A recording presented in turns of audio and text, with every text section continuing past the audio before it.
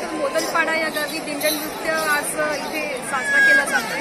या दिंडन नृत्याचं वैशिष्ट्य म्हणजे होळीनिमित्त प्रत्येक 1 वर्षात म्हणजे 2 वर्षांनी हा कार्यक्रम होत असतो आणि याच्यामध्ये जे सहभागी असतात त्यांना आपण मुली म्हणून संबोधतो। जे पहिल्या वर्षी नाचतात त्यांना मुली म्हणतो आणि जे जुने याच्यामध्ये जे नाच करतात त्यांना जुनवाली म्हणतो। आणि खास म्हणजे त्यांच्या ही जी काही नाचामागे एक पाळणी असते, एक जे काही त्यांचे नवस असतील ते नवस पूर्ण करण्यासाठी ते या स्वरूपामध्ये नाच स्वरूपामध्ये देवाला साकडं घालत असतात। आणि नक्कीच सगळे भाविक जे देवीच्या स्वरूपामध्ये दिंडन मातेच्या स्वरूपात जे मुली नाचत असतात ते बघण्यासाठी, ते दर्शन घेण्यासाठी सगळे तळोदा, अक्कलकुवा म्हणा गुजरात पट्ट्यातले सर्व भाविक इथे आज त्यांना बघण्यासाठी आले, देवीचं दर्शन घेण्यासाठी आले। आणि खूप चांगला आज इथे पब्लिक आलेली आहे, सगळे अगदी आनंदाने इथे आज आम्ही सहभागी झालेलो आहोत।